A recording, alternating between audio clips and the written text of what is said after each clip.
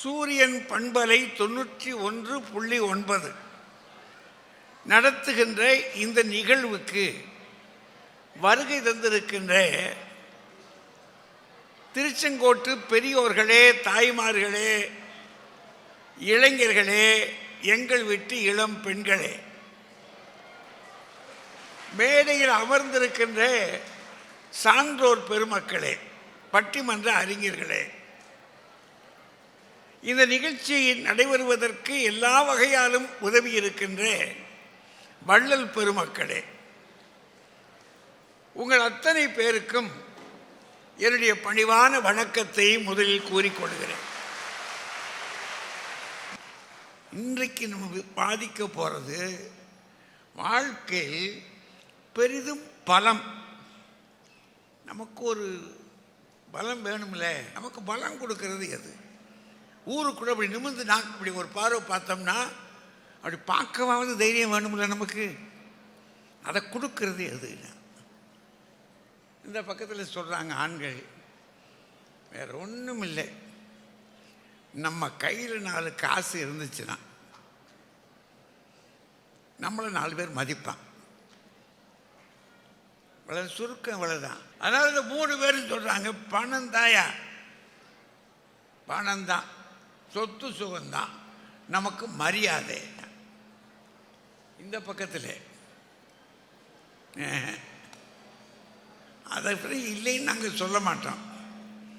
ஆனால் சொந்தம்னு ஒன்று இருக்கியா? உங்கள் வீட்டு சொந்தம் இல்லை, எங்கள் வீட்டு சொந்தம். அதனால் இவங்க சொல்கிறாங்க சொந்த பந்தம்தான் அப்படின்னு. இந்த பக்கத்தில் சொத்து சுகம்தான் பலம்ன்றாங்க. இப்போது வாழ்வில் பலம் தருவது சொத்து சுகமே என்ற அணி தொடங்குகிறது. தம்பி ராஜ்குமார் அவர்கள் முதல்ல இதை தொடங்கி வைக்கிறார். வாங்க. பேரன்பும் பெரும் பெருமையும் வாய்ந்த பட்டிமன்ற நடுவர் தமிழறிஞர் ஐயா அவர்களே, பட்டிமன்ற அறிஞர் பெருமக்களே, விவேகானந்தா கல்வி சாம்ராஜ்யத்தின் நிர்வாகிகளே, முதல்வர் அவர்களே, பேராசிரியர் பெருமக்களே, திருச்செங்கோட்டின் தமிழ் சொந்தங்களே, என் இனிய மாணவ செல்வங்களே, உங்கள் அனைவருக்கும் அன்பின் வணக்கம்.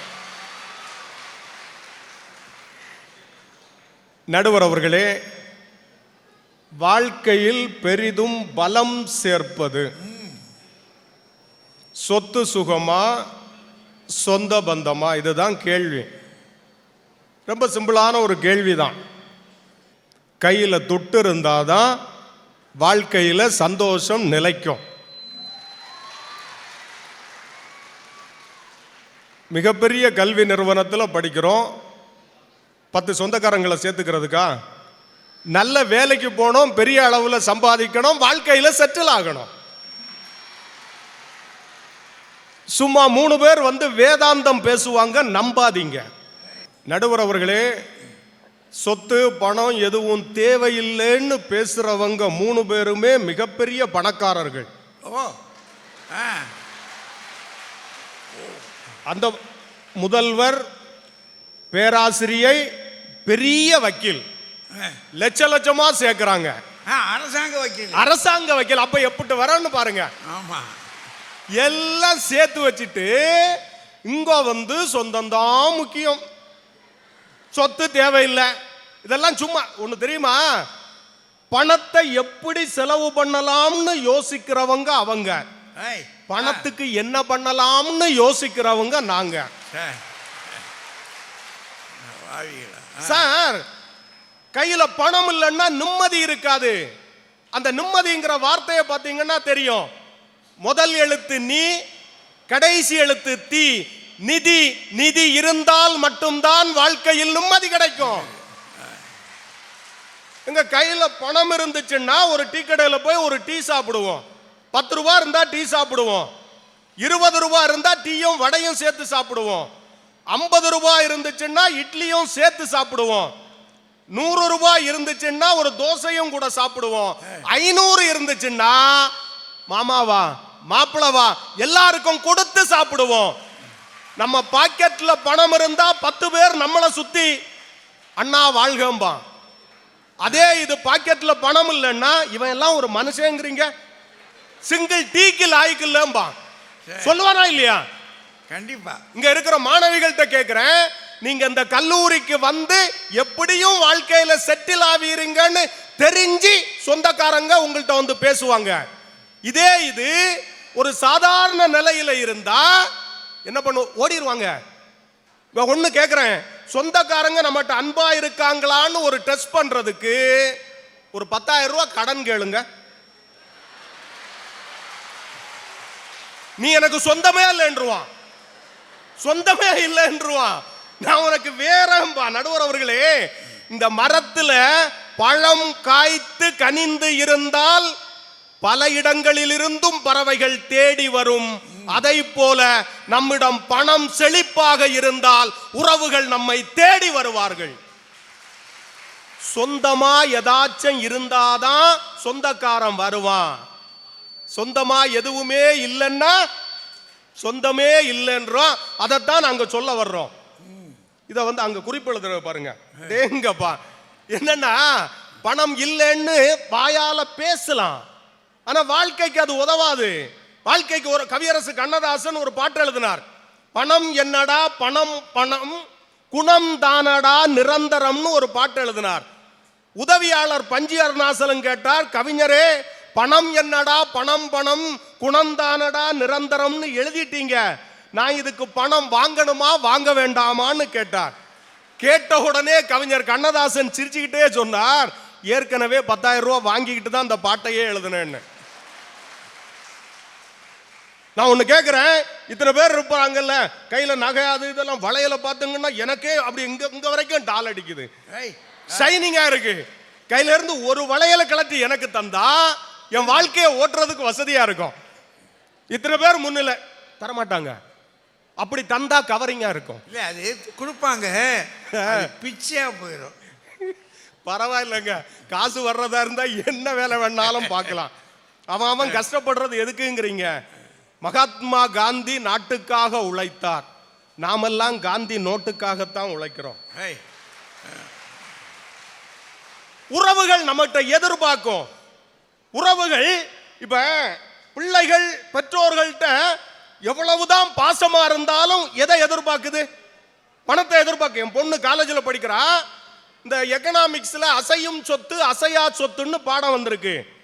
படிச்சுட்டு வந்து என்கிட்ட வந்து கேக்குது, அப்பா நமக்கு அசையும் சொத்து எம்பிட்டு இருக்கு, அசையா சொத்து எவ்வளவுன்னு.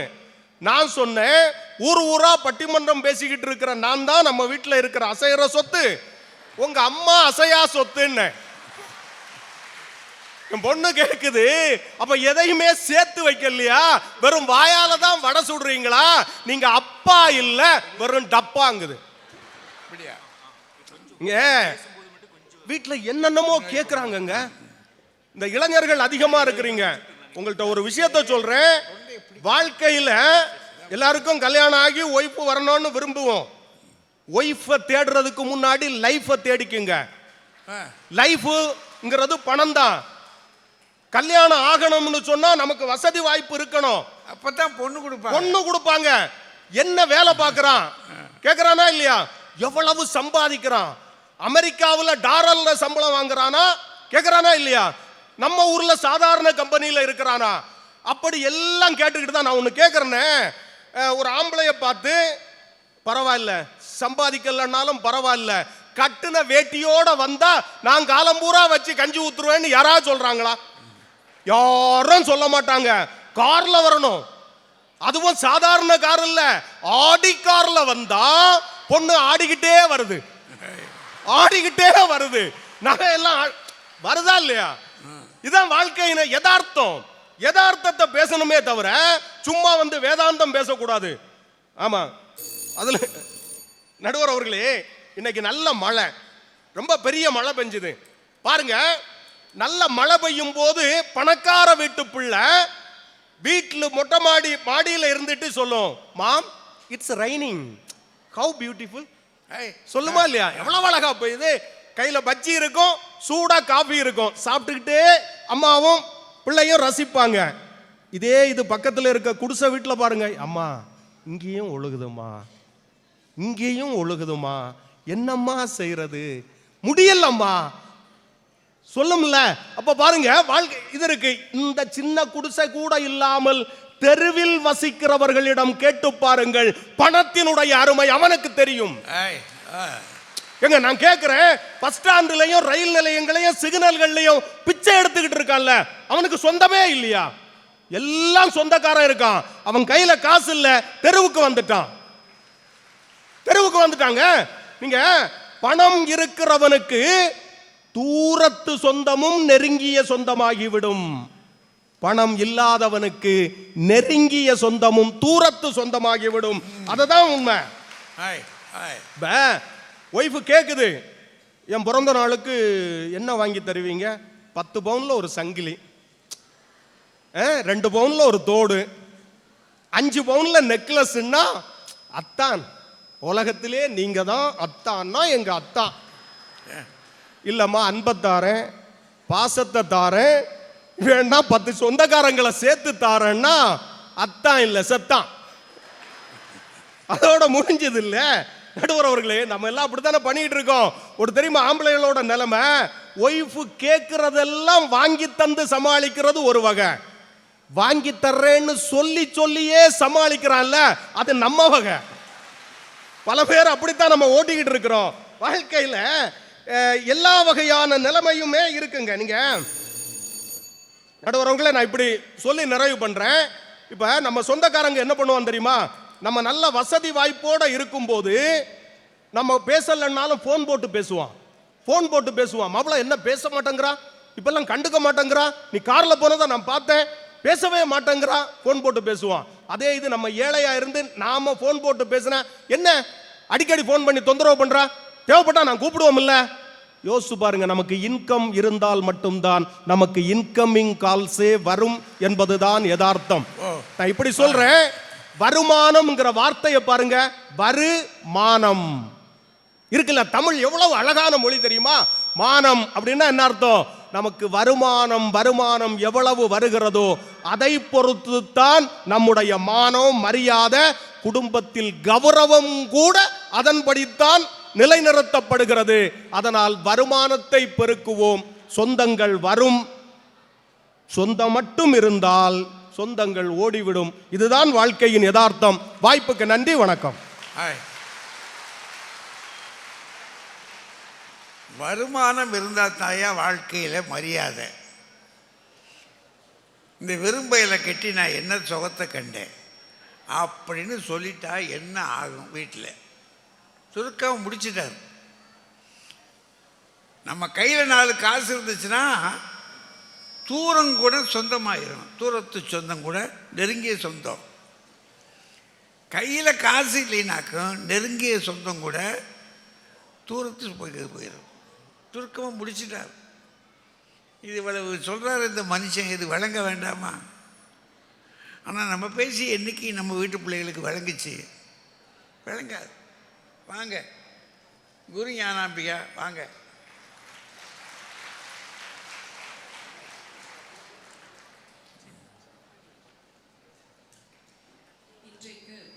ராஜ்குமார் சார் வந்த உடனே கேட்டார், இங்கே இருக்கிற மாணவிகளை பார்த்து, நீங்கள்லாம் படிக்கிறது எதுக்காக? படித்து டிகிரி வாங்கி ஒரு வேலைக்கு போய் சம்பாதிக்கிறதுக்கு தானே அப்படின்னு கேட்டார். ஒரு விஷயத்தை உங்களுக்கு சொல்லணும்னு நினைக்கிறேன். இந்த நிறுவனத்தினுடைய கல்வி நிறுவனர் சொல்லும் பொழுது விவேகானந்தா கல்வி நிறுவனங்கள்னு சொல்ல மாட்டார், விவேகானந்தா கல்வி குடும்பம்னு சொல்லுவார். இங்கே படிக்கிற என்னுடைய மாணவிகள் எல்லாம் 20,000 மகள்கள் அப்படின்னு சொல்லி நான் கேட்டிருக்கிறேன் இதே இடத்துல. அப்படி இந்த நிறுவனத்தையே குடும்பமாக பார்த்த ஒரு இடத்துல வந்து பணம்னு புலம்புறது மட்டும் இல்லாமல் நாங்கள் போட்டிருக்கிற வளையல் எல்லாம் ஆராய்ச்சி வேண்டி இருக்குது உங்களுக்கு. அப்பா இல்லை டப்பாமாங்களாம். அப்புறம் இவர் பொண்ணு இவர் எப்படி சொல்லி வளர்த்துருப்பாரு? இங்கே இருக்கிற பிள்ளைகள்கிட்ட கேட்டு பாருங்கங்க, மாணவிகள்கிட்ட நான் கேட்குறேன். நீங்கள் பெரிய பிள்ளைகளாக வளர்ந்து நல்ல வேலைக்கு போகிறீங்க, லட்சமாக சம்பாதிக்கிறீங்க.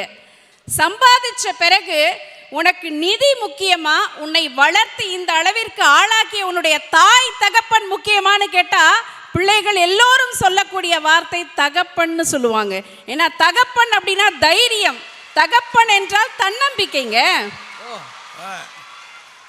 கவிஞர் நா முத்துக்குமார் சொன்னார், தெய்வங்கள் எல்லாம் தோற்றே போகும் தந்தை என்பின் முன்னே அப்படின்னாரு இல்ல. அது பொம்பளை பிள்ளைகள்கிட்ட வந்து நீங்க பாசத்தை பத்தி ஒண்ணுமே இல்லை, சொத்து தான் பெருசுன்னு எப்படி தைரியமா பேச வந்திருக்கிறீங்கன்னு தெரியல. சொந்தங்கள்ங்கிறது எப்படியெல்லாம் ஒரு காலத்துல இருந்துச்சுங்க, மறக்காம நீங்கெல்லாம் நினைவுல வச்சுக்கணும். நான் ஒரு இடத்துல படிச்சேன், நம்ம தமிழ் சமூகம் எப்படி இருந்துச்சு. வெத்தலை கொடி படர அகத்திய நட்டோம், அகத்திய தின்ன ஆடு வளர்த்தோம், ஆடு போட்டதை அள்ளி காடு வளர்த்தோம், காட்டுல புழு புரட்ட கோழி வளர்த்தோம், வளர்த்த கோழிய எல்லாத்தையும் சாப்பிடன்னு வைக்காம கொலசாமிக்குன்னு 1-2 நேர்ந்து விட்டோம், நேர்ந்து விட்ட அந்த கோழியெல்லாம் பொங்கல் வச்சு சாமிக்கு கொண்டாடணும்னு சொந்த பந்தத்தெல்லாம் சேர்த்து அழைச்சோம். ஒன்னா சொந்த பந்தம் எல்லாம் கூடி இருக்கும்போது அவனுக்கு அவனு பேசி முடிச்சோம். அதுக்கு அச்சாரமா தோட்டத்துல விளைஞ்ச அந்த வெத்தலை மேல பாக்கு வச்சோம். இப்படி ஒன்னா கூடி இருந்தது தானங்க தமிழர்களுடைய வாழ்க்கையும் சொந்தமும்னு எழுதினாங்களே. இதெல்லாம் மறந்துட்டு இன்னைக்கு வந்த காசு காசு காசுன்னு ஏங்க பேசிட்டு இருக்கிறீங்க? பிடிச்சதை வாங்கறதுக்கு காசு வேணும், நம்ம தேவைக்கு காசு வேணும். ஆனால் வாழ்க்கையில் ஒரு பிடிப்பு வரணும்னு சொன்னால் அதுக்கு சொந்த பந்தங்கள் தானங்க தேவையாக இருக்காங்க. நேற்றுக்கு பணம்ங்கிறது மாறிக்கிட்டே இருக்கு, முடிச்சிடுறீங்க. பணம்ங்கிறது மாறிட்டே இருக்கு. நேற்றுக்கு ஆடம்பரமாக இருந்த விஷயங்கள் எல்லாம் இன்னைக்கு அவசியமாக மாறி போச்சு. ஒரு டிவியாக இருக்கட்டும், ஃபோனாக இருக்கட்டும், ஃப்ரிட்ஜாக இருக்கட்டும், காராக இருக்கட்டும், மாறி போயிடுச்சு. ஆனால் சொந்த பந்தங்கள்ங்கிறது அப்படி இல்லைங்களே.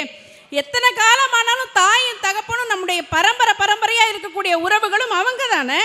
முன்னாடி எல்லாம் ஏழையாக இருக்கிறவங்க, எளிமைப்பட்டவங்க, அவங்க தானேங்க கஞ்சியும் கூழும் குடித்தாங்க. ஆனால் இன்னைக்கு வசதியாக இருக்கிறவங்களுக்கு தான் கூழும் கஞ்சியும் தேவையாக இருக்குங்கிறாங்க. ஏன்னா உடம்பு ஃபுல்லாக சுகரும் ப்ரெஷரும் கூடி போயிருக்கு. படுத்தா நிம்மதியாக தூக்கம் வருதுன்னு நினைக்கிறீங்களா? சொத்து இருக்கிற வரைக்கும் தூக்கமே கிடையாதுங்க. ஆனால் சொந்தங்கள் நிறைஞ்சிருக்காங்கன்னா வயசான பெரியவங்க இருக்கிற வீட்டில் கேட்டால் போதும், என் பிள்ளை என்னை பார்த்துக்கிறான், என் கூட இருக்கிறான், எனக்கு என்ன கவலைன்னு எவ்வளவு பெரிய பாதுகாப்பு உணர்வு அந்த சொந்தங்கள் கொடுக்குறாங்க அப்படின்னு சொன்னால் அது சொந்தங்களால் தானேங்க முடியும். சொத்து இல்லாதவனுக்கு பேர் ஒன்று தான், ஏழை, அதோட முடிஞ்சது. ஆனால் மனிதர்கள் இல்லாத, சொந்தங்கள் இல்லாதவர்களுக்கு பேர் அனாதைன்னு பேர் இருக்குங்க. ஒரு மனிதன் ஏழையாக கூட இருக்கலாம், ஒரு நாளும் அனாதையாக இருக்கவே கூடாதுங்க. ஒரே ஒரு வேண்டுகோள் மட்டும் நான் வைக்கிறேங்க, சொத்துங்கிறது ஒன்றுமே கிடையாது அது. ஆனால் சொந்தம்ங்கிறது ஒரு பெரிய பலம், ஒரு பெரிய வலிமை, நம்மை வாழ்க்கையை நோக்கி முன்னெடுத்து செல்வதற்காக நகர்த்தக்கூடிய ஒரு பெரிய உந்து சக்தி. சொத்தை இழந்தாவது சொந்தங்களை காப்பாற்றுங்கள், ஆனால் ஒருபோதும் சொத்துக்காக சொந்தங்களை தொலைத்து விடாதீர்கள் என்று சொல்லி நல்ல வாய்ப்பிற்கு நன்றி பாராட்டி விடைபெறுகிறேன். நன்றி, வணக்கம். சொந்தம்ன்றது எவ்வளோ பெரிய பலம்னு சொல்கிறாங்க. சொத்துக்காக சொந்தங்களை பகைச்சிடாதீங்க, தள்ளி விட்டுறாதீங்க. சொந்தம் இருந்தால் நம்ம நிம்மதியாக இருக்கலாம், பலமாக இருக்கலாம்னு சொல்கிறாங்க. அது உண்மைதானா? சொந்தம் இருந்துட்டா போதுமா? பணம் தேவையில்லையா? வாங்க கருணாநிதி, வாங்க.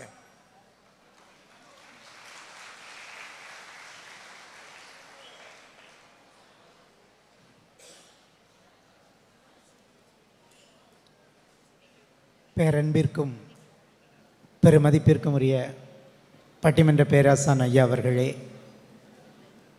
அம்பிகா ரொம்ப சிறப்பாக பேசிட்டு போயிருக்காங்க. நீங்களும் அதுக்கு இடையிடையே கைத்தட்டி ஆரவாரம் பண்ணணுமா வேண்டாமான்னு ஒரு சிந்தனையிலே இருந்துகிட்ருக்கீங்க. அவங்க போகிற போக்கில் சொன்ன ஒரு வார்த்தை என்னென்னா, பொம்பளை பிள்ளைகளுக்கு அப்பான்னா அப்படி ஹீரோ அவர் தான். ஒரு ஹீரோ வரதனைக்கு அவர் ஹீரோ, அப்புறம் அவர் ஜீரோ. சும்மா அள்ளி விடுறது, பொம்பளை பிள்ளைலாம் இருக்குதுல்ல, உமன்ஸ் காலேஜ் நம்ம பாட்டு அள்ளி விடுவோம்னு. அப்பா சிறுக சிறுக சிறுக சேமிச்சாதாம்மா உங்களுக்கு 5G மொபைலு, சின்ன டேட்டா. அதுவும் இப்போ இருக்க பிள்ளைங்க பண்ணுற அட்டகாசம் இருக்கே, டாப்ஸ் ஒரு கலர், கிளிப்பு ஒரு கலர், அதுக்கு ஏற்ற மாதிரி செருப்பு ஒரு கலர். இந்த கொடுமை காணாதுன்னு வர பயலுக்கு இதே கலரில் சட்டை, ஜிகினா வச்ச சட்டை, அவனையும் மாற்றி. இதுக்கெல்லாம் எங்கேருந்து வரும்? சொந்தமாக வரும். எங்கள் அத்தை வாங்கி கொடுத்தாங்க, எங்கள் மாமா வாங்கி கொடுத்தாங்க. கிரெடிட் கார்டு, இஎம்ஐ, அது இதுன்னு செய்கிற செலவுமா. சும்மா என்னவோ அது இதுன்னு சொல்லிட்டு போய் ஹீரோ அது இதுன்னு சொல்லிட்டு. அதில் வேற ஒரு கதை, வெத்தலை கொடி நட்டோம், அவரைக்காய். அவரைக்கானே பிள்ளைகளுக்கு தெரியாது. இதுலையாக்கு இந்த காலத்திலேயாக்கு இவங்க வந்து வெத்தலை கொடி நட்டோம், அவரைக்காயில் படர விட்டோம், கோழி வளர்த்தோம், முட்டையிட்டது, ஆடு வளர்த்தோம். அது இல்லைங்க, நாங்கள் ஒன்று வச்சுருக்கோம், திருப்பாச்சி அருவாயும் கொண்டு வந்தோம். அங்கே சம்பந்தம் பண்ணோம்ல, திருப்பாச்சி அருவா கொண்டு வந்தோம். போன மாதம் சந்தைக்கு இன்னைக்கு விலை வச்சு விட்டோம். என்ன பேச்சு அது இதுன்னு. மனுஷன் ஒருத்தரை பார்த்துக்கிறதுல தான் வாழ்க்கைங்கிறாங்க. பார்ப்போம், எவ்வளோ நேரம் பார்க்கலாங்கிறிய. இன்னும் ஊருக்கு போகிறேன்னு வைங்க, ஏம்மா அம்பிகாக்கா பார்க்க முடியலையா? கொஞ்ச நேரம் பஸ் ஸ்டாண்டில் நின்று யாரோ ஒரு பிள்ளைய உத்து பார்த்தோன்னு வைங்களேன், மகளிர் வந்துடுது, வாங்க என்னையாங்க பார்த்துட்டு இருக்க. இல்லை, அம்பிகான்னு ஒரு தெய்வம் தான் சொல்லிச்சு, நாம் பழகணும்னா ஒருத்தர் கொஞ்ச நேரம் பார்த்துட்டு இருந்தா போதும். நான் விலங்கு என்ன, குருவி வந்து உணவு விட்டு வளர்க்குமா? அது இல்லைங்க உண்மை. கொஞ்சமாக அந்த குருவி சின்ன பறவை வளர்ந்த உடனே என்ன தெரியுமா செய்யும்? கூட்டை விட்டு திரட்டி அனுப்பிச்சிடும். வாழ கற்றுக்கொள், உனக்கான உணவை நீனே தேடுன்னு தனியாக அனுப்பிச்சிடும். அதுதாங்க பணம் சம்பாதிக்க வழி. அதுக்கு தான் கல்வி. இங்கே வந்து பார்த்தீங்கன்னு அது இதுன்னு சொல்லி அவங்க சொல்கிற நிறைய இதை பார்த்தீங்கன்னா, ஒரு காலத்தில் நாமெல்லாம் கூட்டு குடும்பமாக இருந்தோம்லாங்க, ஒரு காலத்தில் நாமெல்லாம் அம்மா அப்பாவோட சேர்ந்து படித்தோம்லாங்க. அப்படின்னா என்ன அர்த்தம்? இந்த காலத்தில் அதெல்லாம் இல்லை, என்ன அர்த்தம்? அது கூட்டு குடும்பத்தை ஒப்பேத்துறதா நம்ம தானே. இப்படி ஒன்று பார்ப்போம். இந்த அந்த ஜான்சி அக்கா வீட்டில் ஒரு பால் காய்ச்சி புதுமனை புகு விழா வைக்கிறாங்க. அவங்க சித்தப்பா வர்றார். சித்தப்பா வந்து ஒரு பரிசு கொடுக்குறாரு. சந்தோஷமாக பேக்கை பிரிக்கிறாங்க. நம்மளுக்கு ஒரு ஆர்வம் இருக்குல்ல, ஏதாவது ஒரு பரிசு தந்தால் உள்ளே என்ன இருக்குன்னு. உள்ளே பிரித்து பார்த்தா ஒரு பழைய பேப்பரில் எழுதியிருக்கு, அன்பு மகளே ஜான்சி, சிறு பருவத்தில் மழலை மொழியில் நீ என்னை சித்தப்பா என்று அழைக்க இயலாமல் செட்டப்பா என்று அழைப்பாய். அதுதான் பிற்காலத்தில் கட்டப்பாவாக உருமாறியது பாகுபலியில். அந்த நினைவு தாளை இதில் குறித்திருக்கிறேன்னா சந்தோஷப்படுவாங்களா? இல்லைங்க, நிறைய பணம். மகா இந்தா, உனக்கு ஒரு 5 பவுனில் நகை வாங்கிட்டு வந்திருக்கேன், சந்தோஷமாக இருக்கும். இதெல்லாம் விட இன்னொன்று செய்வங்க, ஒரு பத்திரிக்கை கொடுத்துருப்போம், கூட்டமாக வந்துட்டானுவங்க, நம்ம மச்சான் வந்திருக்காக, மயில்சாமி வந்திருக்காக, முக்கசாமி வந்திருக்கான்னு ஒரே ஒரு கல்யாண பத்திரிக்கைக்கு சொன்னாங்கல்ல, கொரோனா காலத்தில் கல்யாண பத்திரிக்கை, ஒரு கல்யாண பத்திரிக்கைக்கு ஒரு ஊரே திரண்டு வந்துன்னா எப்படிங்க தாங்கும்? பதறிட மாட்டோம். எதுக்கு ஒரு அளவு இருக்கிறவர்களே. அதனால் சொந்த பந்தங்களை நாங்கள் வேண்டாம் என்று சொல்லவில்லை. அந்த சொந்தம் நம்மளோடு பந்தப்பட வேண்டுமானால் பணம் என்கிற அந்த பாலம் வேண்டும். அப்பொழுதுதான் அது நம்மோடு ஒட்டி இருக்கும் என்பதில் எந்த மாற்று கருத்தும் இல்லை. இப்படி சொல்லி நிறைவு செய்கிறேன். வீட்டில் யாருக்கோ உடம்பு சரியில்லை அல்லது பிள்ளைகள் நல்ல பரீட்சையில் தேரணும்னு நினைக்கிறோம். ஆண்டவனுக்கு நம்ம செய்கிற ஒரு ஒப்பந்தம் என்ன தெரியுமா? ₹1 துட்டை எடுத்து முடிஞ்சு வைப்போம். கடவுளே இந்த செயலை நல்லபடியாக முடிச்சு கொடுன்னு. கடவுளுக்குள்ள டீலிங்கில் கூட பணம் தான் இருக்கிறது என்று சொன்னால் வாழ்க்கையில் பணம் நமக்கு முன்னேற்றம் தரும், சொத்து சுகமே மகிழ்ச்சி தரும், வாழ்க்கையின் பலம் என்று சொல்லி வாய்ப்பளித்தமைக்கு நன்றி பாராட்டி விடைபெறுகிறேன். நன்றி, வணக்கம். கடவுளுக்கே காசை வச்சு தனியாக முடிஞ்சு போடுறான். அப்போ காசுக்கு எவ்வளவு பெரிய மரியாதை இருக்குது இது தெரிய வேண்டாமா? சொந்தமாவது பந்தமாவது தீப்பந்தம். வாங்கம்மா, அட்வொகேட் அம்மா வாங்க.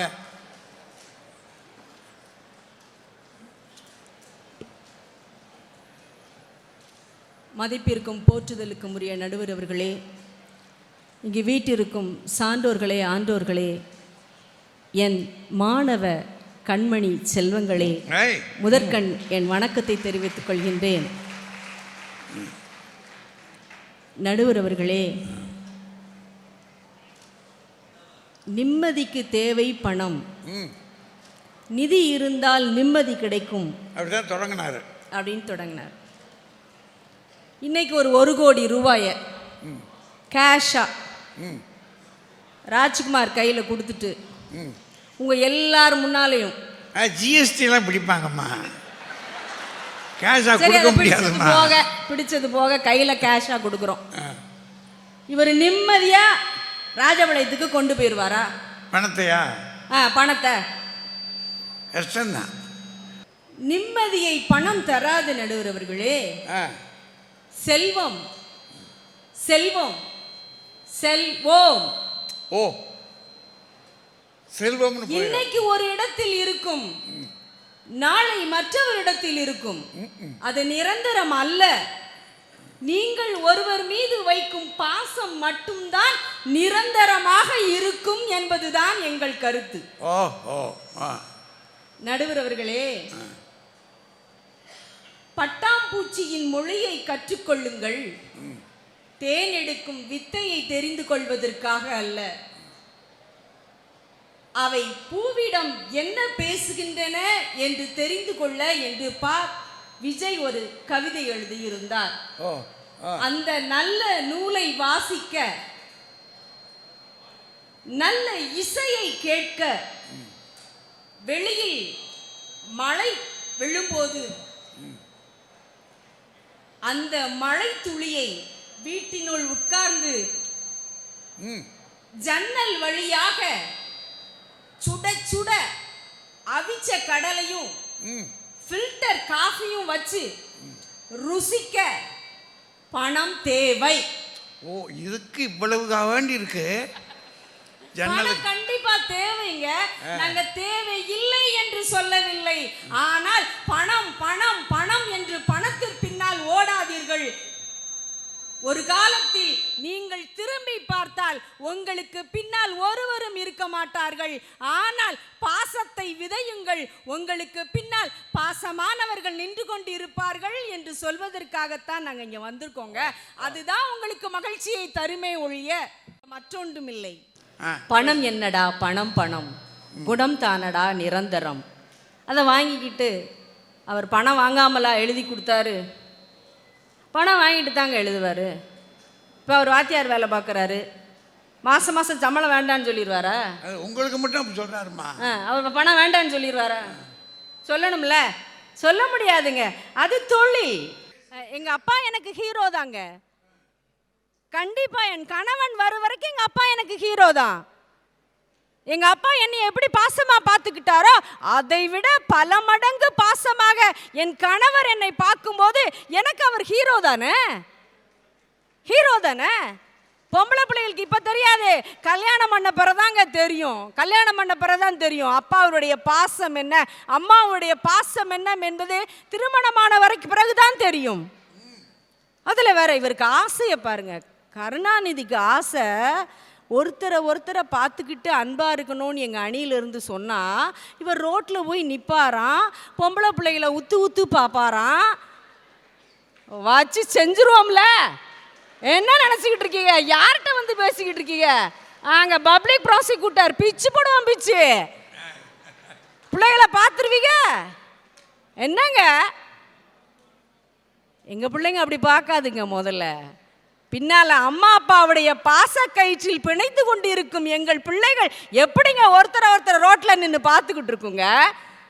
அப்பாவுடைய பாசக்கயிறு இருக்குமே, மகளே நான் உன் கூட இருக்கேன்டா, அப்பாவுக்காக நீ நிற்கணும், உன்னை நான் கல்யாணம் பண்ணி கொடுக்கும்போது உன் கையை எடுத்து நான் மாலையை போடும்போது அந்த இடத்தில் எனக்கு பெருமை கிடைக்கிறது என்று சொல்லி சொல்லி உங்கள் பாசத்தால் வளர்க்கிறார்களே, அந்த பாசம்தான் கடைசி வரைக்கும் ஜெயிக்குமே ஒழிய 5 ஆனோம் 7 ஆனோம் 8 பேர் ஆனோன்னு சொல்லிக்கிட்டு இருக்கீங்க.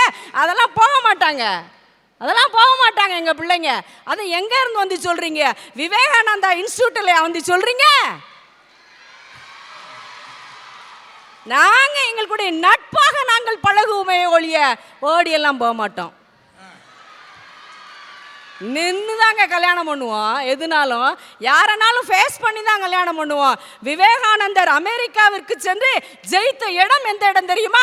அவருடைய சொற்பொழிவை இன்றும் நாம் கேட்டுக்கொண்டு இருக்கின்றோமே, அது என்ன தெரியுமா? My dear brother and sisters, சகோதர சகோதரிகளே என்று கூப்பிட்டாரு. அந்த ஒற்றை சொல் மந்திரம் தாங்க இன்னைக்கு நின்றுக்கிட்டு இருக்கு. அங்க போய் நின்றுக்கிட்டு பணக்காரர்களே கனவான்களே நான் கூப்பிட்டுக்கிட்டு இருந்தாரு, காசுகளே நான் கூப்பிட்டுக்கிட்டு இருந்தாரு, 100 ரூபா நோட்டு 500 ரூபா நோட்டு நான் கூப்பிட்டுக்கிட்டு இருந்தாரு. என்ன பேசிக்கிட்டு இருக்கீங்க? இந்த நம் வக்கீலம்மா ரொம்ப அருமையாக பேசிக்கிட்டு இருந்தாங்க. ஆனாலும் நேரம் கருதி இருக்கிற நேரத்தில் அவங்கள இனி நம்ம நீட்டிக்க முடியாதுன்னு சொல்லி தான் உட்கார சொல்லிட்டேன்.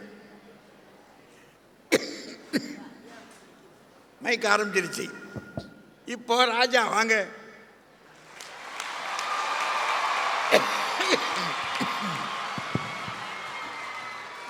பட்டிமன்ற நடுவர் தமிழறிஞர் அவர்களே. கேட்கல? கேட்கலையா?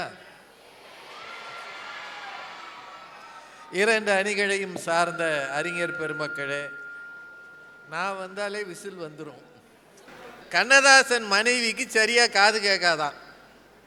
அவரோடு சேர்ந்து வாழ்ந்தாரே கண்ணதாசன்.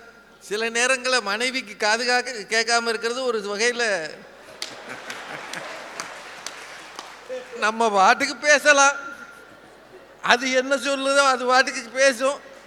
இதெல்லாம் அனுபவிக்கிறவங்களுக்கு தான் தெரியும். என்னத்த விவேகானந்தர் போய் சகோதர சகோதரிகளேன்னு சொன்னார். அவர் என்ன கூட பிறந்தவங்க சொன்னார்? அந்த சகோதர சகோதரிகள் என்றது உலகளாவிய சகோதர சகோதரிகளே. இந்து சமயத்திலிருந்து வந்திருக்கிறேன், உலகம் முழுக்க இருக்கிற அத்தனை சமயத்தவரும் எனக்கு சகோதரர்கள் சகோதரிகள்னு சொன்னார். நம்ம சொல்றது சொத்து சண்டைக்கு வர்ற சகோதர சகோதரி. விவேகானந்தர் சொன்னது இல்லை, பேசுகிறாங்க. வேறு ஒன்றும் இல்லை. வாழ்க்கையில் நீங்கள் சொத்து சேர்த்தீங்கன்னா, உயரங்களை தொட்டீங்கன்னா, பணத்தை சம்பாதிச்சிங்கன்னா, பதவியை அடைஞ்சிங்கன்னா, சாதனை பண்ணிங்கன்னா இந்த உலகம் உங்களை மரியாதையோடு பார்க்கும்.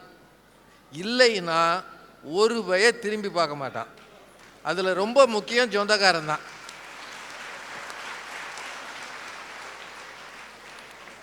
நம்ம ஊர்லங்க விழுப்புரம் பக்கத்தில் ஒரு சின்ன கிராமத்தில் ஒருத்தர் வயசானவர் இருந்தார்.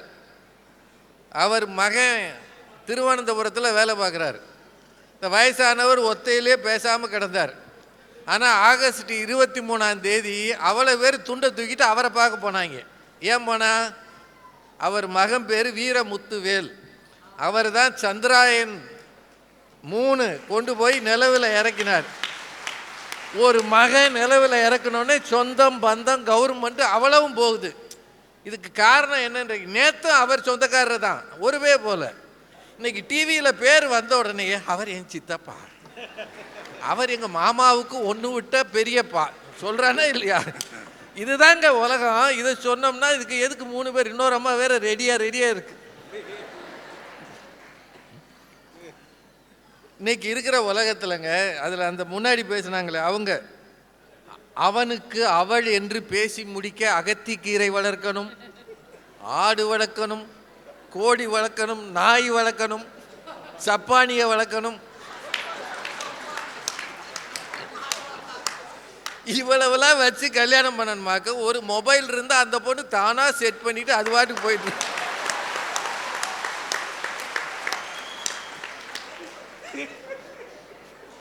சார், இந்த ஊரில் தப்பு பண்ணால் கூட காசு நிறைய வச்சு பண்ணான்னா கவலையே இல்லை. எத்தனையோ பேர் இருக்கீங்க, கல்வி கடன் வாங்குவாங்க. இப்போ நானும் பேங்க்கில் வேலை பார்த்தேன். நிறைய பெற்றோர், அப்பா அம்மா தான், உங்கள் அப்பா கூடவே இருக்கணும், அன்பு காட்டணும், அதெல்லாம் சரி. அப்பா தான் வந்து நிற்பார், கூடவே அந்த பொண்ணோ பையனோ நிற்பாங்க. மேனேஜர் அந்த ரூமில் இருந்துக்கிட்டு நாளைக்கு வர சொல்லுங்கள், அடுத்த வாரம் வர சொல்லுங்கள், இன்னைக்கு ரொம்ப பிஸியாக இருக்கேன் அப்படி சொல்கிறவங்க இருக்காங்களா இல்லையா? எல்லாரையும் சொல்லலை, இருக்காங்களா இல்லையா?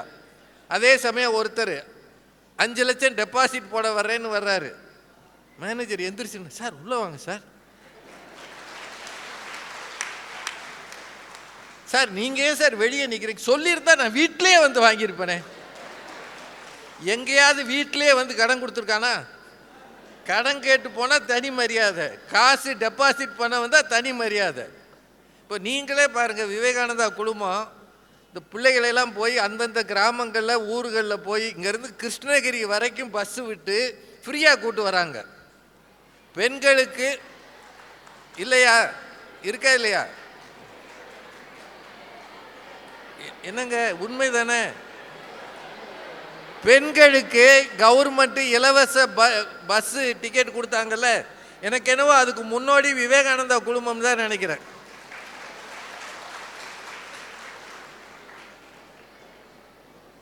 நிறைய அவங்க பேசியிருக்கிறாங்கங்க.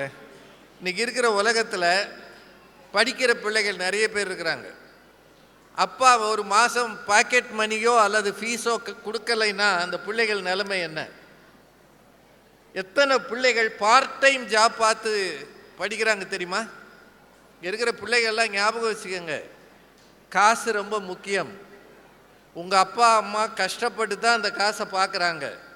தயவு செய்து தேவையற்ற செலவுகள் செய்யாதீங்க. படிக்கிற காலத்திலேயே பணத்தை மிச்சம் பண்ண பழகுகிற பிள்ளைகள் தான் எதிர்காலத்தில் நல்ல பிள்ளைகளாக வருவார். 20,000 ரூபாய்க்கு ட்ரெஸ்ஸு, 2,000 ரூபாய்க்கு ட்ரெஸ்ஸு, 1,500 ரூபாய்க்கு செப்பல், ஷூ, காசை போட்டு கரியாக்காதீங்க. உங்கள் அப்பா எத்தனை பேர்கிட்ட கை கட்டி நின்று அவமானப்பட்டு சம்பாதிக்கிறார் என்பதை புரிந்து கொள்ளுங்கள். அப்போதுதான் பணத்தின் மரியாதை தெரியும்.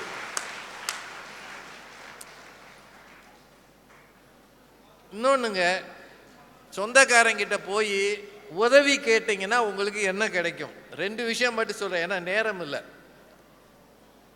படிக்கிற காலத்தில் இப்போ உங்கள் பொண்ணுகளே வச்சுக்கோங்களேன், 500 மார்க் வாங்கியிருக்காங்க 600க்கு +2ல். ஆனால் அவர் கூலி வேலை பார்க்குறாரு, எந்த வசதியும் இல்லை. உங்கள் சொந்தத்திலே ஒருத்தர் நல்ல காசுக்காரராக இருக்கார், தறி போடுறாரு, அவர் நிறைய நூல் வியாபாரம் பண்ணுறாரு. அவர்கிட்ட போய் கேட்டு பாருங்கள், என் பொண்ணு படிக்கணுன்றாயா, ஒரு 50,000 கொடுத்தீங்கன்னா கேட்டு பாருங்க. எதை நம்பி கொடுக்கறது? முதல் கேள்வி கேட்பார். இல்லை அவள் 500 மார்க் வாங்கியிருக்கா, பெரிய ஆளாக ஆயிடுவா, அவள் ஆகிற வரைக்கும் யார் தர்றது? பேசாமல் எவனுக்காவது கட்டி கொடுத்துரு, இவெல்லாம் படித்து என்ன கிழிக்க போகிறா, இப்படி சொல்லுவாங்களா சொல்ல மாட்டாங்களா? எத்தனை பேருக்கு கொடுக்குற எண்ணம் இருக்கிறது? சொந்தத்துக்கிட்ட போய் கையேந்தி நின்னீங்கன்னா தான் அவன் சொந்தம் என்னன்னு தெரியும். சார், நீங்கள் உங்கள் வீட்டு ஃபங்க்ஷன்களே பாருங்கள், யாருக்காவது போய் கல்யாணம் நடத்தி பத்திரிக்கை கொடுக்க போங்க, சொந்தக்காரங்க வீட்டுக்கு போனால் என்ன மரியாதை இருக்குன்றீங்க. இந்த பத்திரிக்கையை கொண்டு போனோம்னா அந்த அம்மா கேட்கும், எங்கள் வீடு இப்போ தான் உங்களுக்கு கண்ணு தெரிஞ்சா, அதுக்காக டெய்லியாக அவங்க வீட்டுக்கு போக முடியும்? ஏண்டா பத்திரிக்கை வச்சு கல்யாணத்து அன்னைக்கு பத்திரிக்கைக்கு தானே வர முடியும். கல்யாண வீடுகளே நீங்கள் பார்த்துருக்கீங்களா? நீங்கள் எந்த மண்டபத்திலையும் போய் பாருங்கள், சொந்தக்காரங்களுக்குள்ளே கோஷ்டியாக நிற்பாங்க. நம்ம ஊரில் கட்சிகளுக்குள்ளே கோஷ்டி வச்சுருப்பாங்கல்ல, அது மாதிரி சொந்தக்காரங்களுக்குள்ளே நிற்பாங்க. நம்ம ஒரு ஆள் அப்படி நடந்து போகும்போது, இந்த போறா பாரு அப்புறமா சொல்கிறேன், பயங்கர பொம்பளை இவ போகிறாளே, இவ ஒன்றும் இல்லை, அவள் நம்ம மாமே மகளாக இருப்பா, ஆனால் நம்மளை பற்றி அப்புறமா சொல்கிறேன்னா அவ்வளோ ரகசியம் வச்சுருக்கா. பாதி உண்மை பாதி பொய். எங்கேயா இருக்குது? காசு சேர்த்து பாருங்க, 50,000 கோடி 9,000 கோடி எடுத்தவன்லாம் லண்டனில் ஜாலியாக இருக்கான். 9,000 கடை வாங்கினவங்க வீட்டுக்கு போலீஸ் அங்கேருந்து ஆள் அனுப்புகிறாங்க. பணம் கட்டவில்லை என்றால் வாங்கிய பைக்கை ஜப்தி செய்வோம்ன்றான். 9,000 கோடி வாங்கினவன் லண்டனில் போட்டாவுக்கு போஸ் கொடுத்துக்கிட்டு இருக்கான். கடை வாங்கினா கூட காஸ்ட்லியாக கடை வாங்கினீங்கன்னா நீங்கள் தப்பிச்சிங்க, கம்மியாக. கண்ணதாசன் தான் சொல்லுவார், அண்ணன் என்னடா தம்பி என்னடா அவசரமான உலகத்திலே, ஆசை கொள்வதில் அர்த்தம் என்னடா காசு இல்லாதவன் குடும்பத்தில். காசு இல்லாதவனுக்கு ஆசைப்படக்கூட அவனுக்கு கதி இல்லையா. அதனால் இது ஒரு நல்ல தலைப்பு, அதை விட நல்ல ஆடியன்ஸு இருந்து பேசுவதற்கு அருமையான அரங்கம். எனக்கு தெரிய திருச்செங்கோட்டில் இவ்வளவு சிறப்பான ஒரு அரங்கம் இருக்கிறது என்றால் இந்த அரங்கத்தை நிர்மாணித்த இந்த கல்வி குழுமத்துக்கு எவ்வளவு பாராட்டு சொன்னாலும் தகும். வாழ்க்கைக்கு பெரிய பலம் பணபலம்தான், அது படை பலத்துக்கு நிகரானது. செய்க பொருளை செருணர் செருக்கறுக்கும் எஃகு அதனில் கூறியது இல் என்று வள்ளுவ பேராசான் சொல்லி இருக்கிறார் என்றால் அதுதான் பெரிய பலம் என்று சொல்லி வாய்ப்புக்கு நன்றி கூறி நிறைவு செய்கிறேன். வணக்கம். நிறைவாக முனைவர் ரேவதி அம்மா.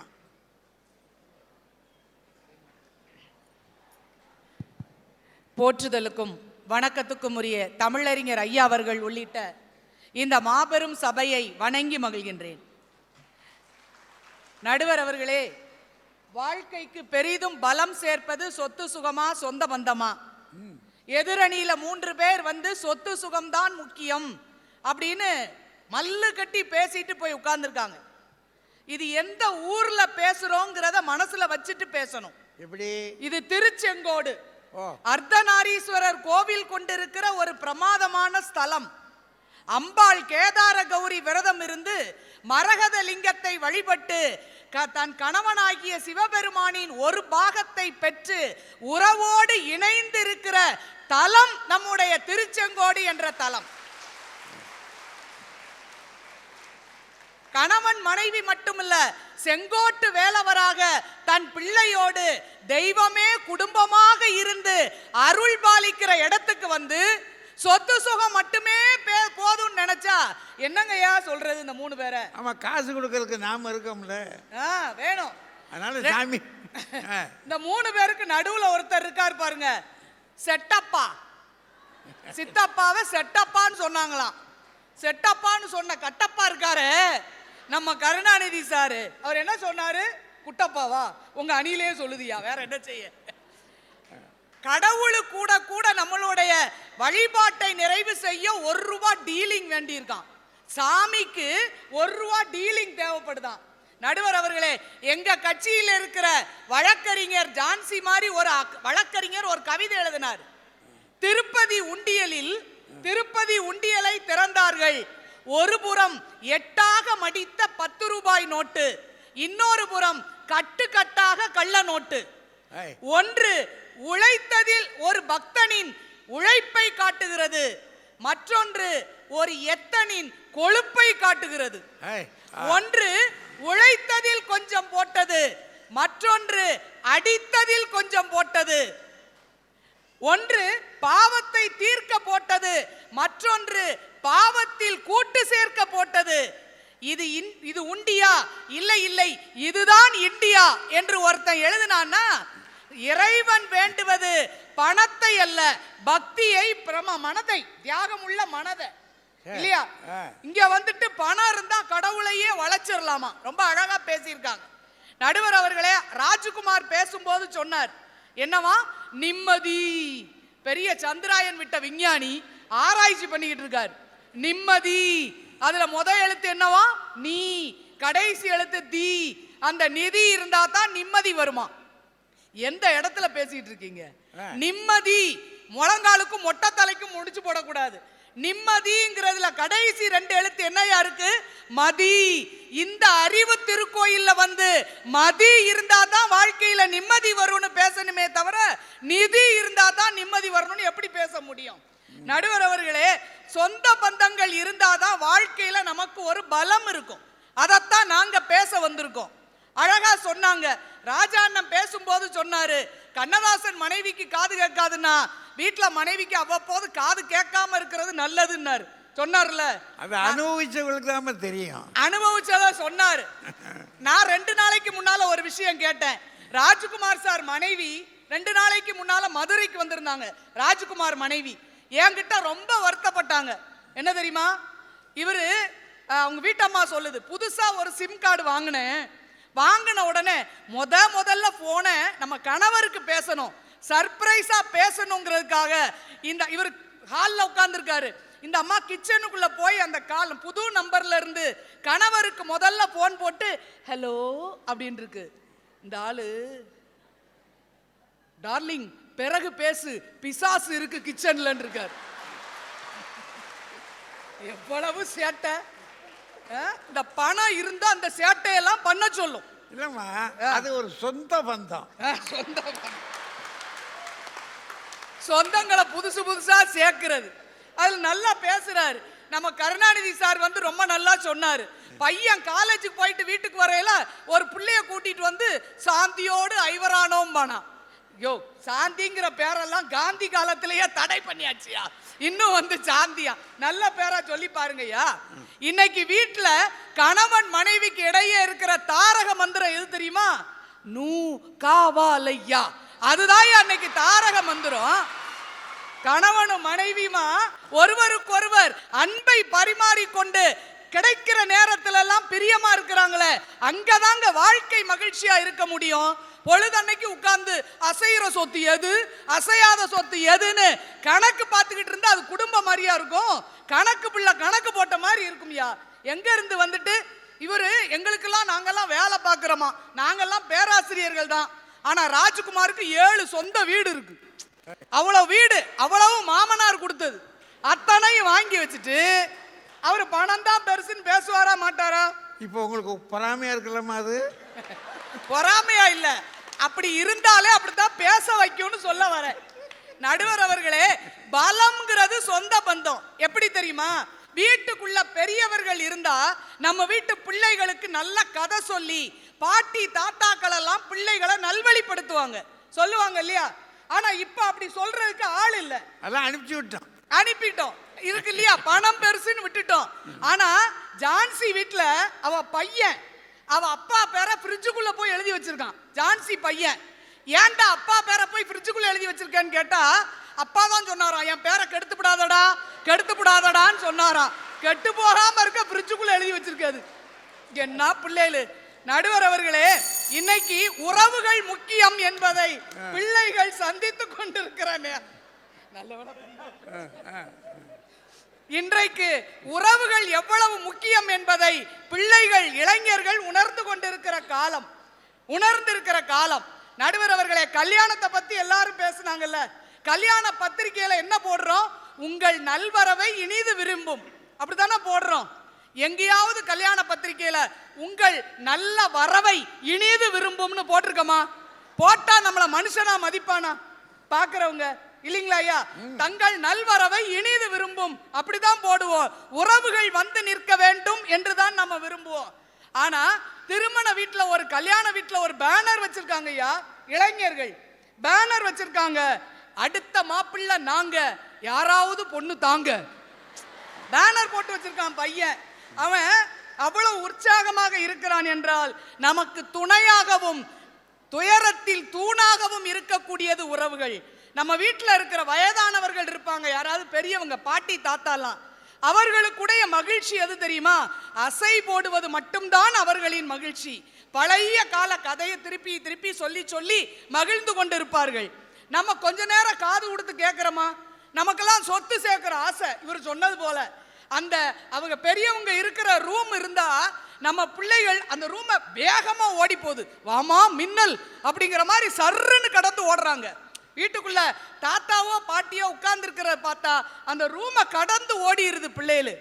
உட்கார்ந்து அவர்களோடு ஒரு 10 நிமிஷம் பேசினால் அந்த வாழ்க்கையின் நிறைவு காலத்தில் இருக்கிற அவர்களுக்கு நீங்கள் அமர்ந்து பேசுவது தானே மகிழ்ச்சியாக இருக்கும். அந்த மகிழ்ச்சியை தருவது உறவுகளாகத்தான் இருக்க முடியும் என்பதை நாங்கள் திரும்ப திரும்ப சொல்லிக்கிறோம். நடுவர் அவர்களே, ரொம்ப அழகா ஒரே ஒரு விஷயம் மட்டும் சொல்லி நிறைவு செஞ்சிடறேன். இன்னைக்கு உலக அரங்கில் சதுரங்க போட்டியில் சாம்பியனாக இருக்கக்கூடிய தம்பி பிரக்ஞானந்தா என்று ஒரு இளைஞன் அருமையாக இன்னைக்கு உலக அரங்கில் நமக்கு பெருமையை தேடி தருகிறார். அந்த பையனுடைய வாழ்க்கையை பார்த்தீங்கன்னா, பிரக்ஞானந்தாவுக்கு அவனுடைய தாயார் நாகலட்சுமி என்ற அம்மையார் தான் அவனுடைய அத்தனை உயர்வுக்கும் காரணமாக இருந்திருக்கிறார் என்றால் மறக்க முடியுமா? முடியாதா? சின்ன பிள்ளையார், அவங்க அப்பா மாற்றுத்திறனாளி, அவரால் நடக்க முடியாத சூழல். அவர் காலையிலே இந்த அம்மா 5 மணிக்கு எழுந்திருந்து அவருக்கு வேண்டியதெல்லாம் செய்து வைத்து பிள்ளைகள் 2ஐயும் பள்ளிக்கூடத்துக்கு அனுப்பி திரும்ப பள்ளிக்கூடம் விட்டு பிள்ளைகள் வந்த உடனே தூரமா இருக்கிற அம்பத்தூர் பக்கம் இருக்கிற பயிற்சி வகுப்புக்கு 7 வருடங்களாக டவுன் பஸ்லயே கூட்டிட்டு போயிருக்காங்க. 10 கிலோ எடை உள்ள வெயிட்டை தூக்கிக்கிட்டு பிள்ளைகள் 2 பேரையும் அந்த விளையாட்டில் பயிற்சி பெற வேண்டும் என்பதற்காக தினமும் 7 வருடங்கள் டவுன் பஸ்ல கூட்டிட்டு வந்து அந்த அம்மாவுக்கு முதுகு வலியும் இடுப்பு வலியும் வந்த காலத்திலும் என் பிள்ளைகள் சாதிக்க வேண்டும் என்பதற்காக எந்த வலியும் தாங்கிக் கொள்வேன் என்று நின்று இன்னைக்கு உலக அரங்கில் நம்முடைய இந்தியாவின் பெருமையை தலைநிமிர செய்திருக்கிறார்கள் என்றால் அந்த அம்மா அந்த பையனுக்கு மட்டுமல்ல, அந்த குடும்பத்துக்கு மட்டுமல்ல, நம் நாட்டுக்கே பலம் சேர்த்திருக்கிறார்கள் என்றால் ஒரு தாய் என்ற உறவால் தான் அது நடந்திருக்க முடியும். எனவே நம்முடைய வாழ்க்கையில் நமக்கு பெரிதும் பலம் சேர்க்கக்கூடியதாக இருப்பது சொத்து பத்துங்கிறது, பணம்ங்கிறதெல்லாம் வெறும் கருவிகள். ஆனால் நமக்கு மனசளவில் நமக்கு பலத்தை கொடுத்து நம் வாழ்க்கையில் மகிழ்ச்சியையும் நிறைவையும் ஏற்படுத்தக்கூடியது நம்மோடு இருக்கக்கூடிய சொந்த பந்தங்களே. எனவே சொந்த பந்தங்களை உதாசீனம் செய்யாமல் அவர்களோடு இணைந்து வாழ வேண்டும் என கேட்டுக்கொண்டு வாய்ப்புக்கு நன்றி பாராட்டி விடைபெறுகிறேன். நன்றி, வணக்கம். கல்லூரி முதல்வர்களும் கல்வி குடும்பத்தாரும் கொஞ்சம் பதபதைச்சு போயிட்டாங்க. எப்படின்னா இவ்வளவு சிரமத்துக்குள்ளே கொண்டாந்து நிறுத்தி வச்சுட்டோமேன்னு. அவர்களுக்கு என்னுடைய வணக்கம், பாராட்டுக்கள். பெரியோர்களே, 2 விஷயம் நம்ம பார்த்துருக்கிறோம். ஒரு பக்கம் சொத்து பத்து, இன்னொரு பக்கம் சொந்த பந்தம். இதுலேயும் சில்லறை இருக்கு. காசு, துட்டு, மணி, பணம் சொல்கிறான்ல, நோட்டு, வித்தியாசமாக இருக்கு. இங்கேயும் உதிரி உதிரியாக கிடக்கு. அம்மா வழியில், அப்பா வழியில், சித்தப்பா, பெரியப்பா, அத்தை, மாமா, வரிசையாக இருக்குது. இன்னும் அதுக்கு மேலே அண்ணன், தம்பி, மாமன், மச்சான், அப்படி பிரிவாக இருக்கு. இந்த காசு மட்டும் இல்லை, இது வெறுமே துட்டுன்னு மட்டும் பேசிக்கிட்டு இருந்தாங்க. சொத்துல வீடு வேணும், தோட்டம் வேணும், வயல் வேணும், கார் வேணும், வீட்டுக்குள்ளே இருக்கிற வசதிகள் எத்தனை, 1 2 அத்தனையும் வேணும். வீடு ஒரு வீடா இல்லைங்க. நமக்கு ஊட்டியில் ஒன்று இருக்குது, கொடைக்கானலில் ஒரு வீடு இருக்குது, பங்களா. அங்கெல்லாம் பங்களா, வீடு இல்லை, பங்களா. சொல்கிறோம்ல, வசதிகள், பெரிய வசதி. இவ்வளவு வசதிகள் இருக்குது. இங்கே காசு. இந்த பக்கத்தில் ஒரு விஷயம் பார்த்துக்கங்க. பொண்ணுக்கு கேட்க போகிறோம் இல்லையா, ஒரு எந்த வீட்லையாவது போய் பொண்ணு கேட்க போகிறோம் அப்படின்னா, நம்ம பையன் நல்லா படிச்சிருக்கான், நம்ம சொந்தத்துக்குள்ளே தான் போய் பொண்ணு கேட்க போகிறோம். அவங்க என்ன கேட்குறாங்க, முதல்ல நீங்கள் யாருக்கு சொந்தம்? முதல்ல நம்ம எவ்வளோ பணம் வச்சுருக்கோம்னு தெரியுது. ஆனாலும் என்ன கேட்பாங்க நினைக்கிறீங்க, உங்கள் சொந்தம் யார், கிளை யார் கேட்பாங்க. நம்ம அவங்கள சொல்லணும். இன்னார் எங்கள் பெரியப்பா, இந்த அங்கே இருக்கார் இல்லைங்க, அசம்பிளியில் டைரக்டராக இருக்கார் இல்லைங்க, செக்ரட்டரியாக இருக்கார் இல்லைங்க, அவர் எங்கள் சின்னியா மகன்தான். இப்படி சொல்லணும்னு ஒரு சொந்தம். நம்மக்கிட்ட கொஞ்சம் பணம் இருக்குது. பணம் இருந்தாலும் ஆள் இருக்கான்னு பார்ப்பான். இவன் ஆள் இல்லாத ஆளா இல்லை வெறும் பணத்தை மட்டும் வச்சுக்கிட்டே பகடு பண்ணிக்கிட்டு இருக்கானான்னு பார்ப்பான். ஆனால் பணம் இல்லாமல் எந்த காரியமாகவும் நடக்காது இங்கே சொல்கிறாங்க. நீங்கள் நமக்கு ஒரு பலம் தேடி போகிற வச்சுக்கோங்க, போலீஸ் ஸ்டேஷனுக்குள்ளே போனீங்கன்னா காசு தான் கேட்பான். ஆனால் காசு இல்லாமலே தன்னை கொடுத்து வந்து நம்மை காப்பதற்கு நிற்கிறவன் யார்? நம்ம சொந்தக்காரன் தான் நிற்பான். அப்படின்னா பெரியோர்களே, துட்டு நமக்கு ஒரு துன்பம் வந்து விட்டால் அழுவதில்லை. துட்டு என்னைக்காவது அழுதுருக்கா?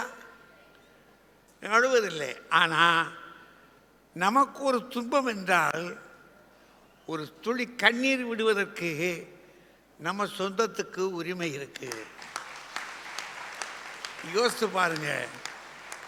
நம்ம அருகே நின்று ஒரு நிர்ணயம் பார்த்து, என் சொந்தண்டா, என் ரத்தண்டா அப்படின்னு துட்டு கேட்குமா?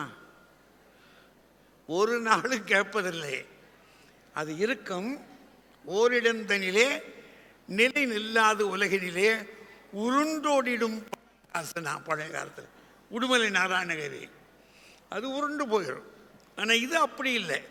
கடைசி வரை இன்றைக்கும் உங்களுக்கு சொல்கிறேன், கிராமத்தில் ஒரு கெட்டது நடந்துருச்சுன்னு சொன்னால் கிராமத்து பெரியவர்கள், சொந்தத்துக்குள்ளே பகையாயிருச்சுன்னு வச்சுக்கோங்க, கிராமத்து பெரியவர்கள் உட்கார்ந்து இப்படி பார்ப்பாங்க, என்னப்பா வர வேண்டிய ஆள்லாம் வந்துட்டாங்களா? இன்றைக்கி கிராமங்களில் பல கிராமங்களில் இருக்குது, நகரங்கள் எல்லாம் மாறி இருக்கு. பல கிராமங்களில் என்னப்பா வர ஆள்லாம் வந்துருச்சா? ஏன்னா அவங்களுக்கு தெரியும் இவனுக்கும் இன்னாருக்கும் சண்டைன்னு. ஆனால் இந்த இடத்துக்கு வந்தாகணும். அவன் வரணும்னா இவன் சொல்லிவிட்டுருக்கணும்ல, ஆள் யாராவது, டேய் இப்படி அவனு நடந்து போச்சுங்கன்னு சொல்லிவிட்டுருக்கணும் இல்லையா? சொல்லிவிட மாட்டாங்க பகையில். ஆனால் பெரியவங்க என்ன செய்வாங்கன்னா, சொல்லிவிடுறா, அது வந்தால் தான் எடுத்து வர போக முடியும், இல்லாட்டா நாங்கள் வர முடியாதையா. ஏன்? சொந்தம் வேணும். அந்த சொந்தம் வேண்டும் என்பதை நம்முடைய கிராமங்கள் சொல்லுகிறது என்று சொன்னால் யோசித்து பாருங்க பெரியோர்களே, உங்களுடைய உறவுகள், உங்களுடைய அண்ணன் தம்பியை இப்போதெல்லாம் அப்பா அம்மாவை கூட நேசிக்கிறது இல்லாமல் போச்சு.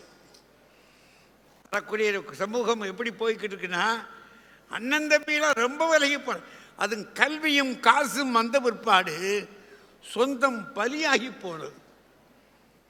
பணம் பெருகிச்சுன்னா மனம் கெட்டு போகுது. அதனால் நீங்கள் ஏழைகள் வீட்டில் பாருங்கள், நெருக்கம் இருக்கும். பணக்காரர்கள் வீட்டுகளிலே விலகல் அதிகம் இருக்கும். அப்படின்னா பெரியோர்களே, பணம் நமக்குள் பகையை பெருக்குகிறது. சொந்தம் அப்படி கடைசி வரைக்கும் கூட வருகிறது. பணம் நீங்களும் நானும் உழைத்து பெறுவது. சொந்தம் என்பது இறைவன் நமக்கு கொடுத்தது. அதனால் பெரியோர்களே, உறவுகளை நேசியுங்கள். அதற்காக பணத்தை வெறுத்து விடாதீர்கள். பணம் தேவைதான். பணத்தை பெருக்குகிற பொழுதே நம்முடைய உறவுகளை, உள்ளங்களை நேசியுங்கள். அதுதான் நம்மை இறைவனுக்கு இடையே கொண்டு சேர்க்கிற மிகப்பெரிய கருவி, துட்டு அல்ல, சொந்த பந்தம்தான். வலிமை என்று சொன்னால், ஆமாம், வலிமை என்று சொன்னாலே சொந்த பந்தம்தான் என்று சொல்லி வாழ்த்தி, ஒரு அற்புதமான கல்வி குழுமம் இது. அந்த பெரியவர்கள் அத்தனை பேருக்கும் என்னுடைய வாழ்த்துக்களை சொல்லி விடைபெற்றுக் கொள்கிறேன். நன்றி, வணக்கம்.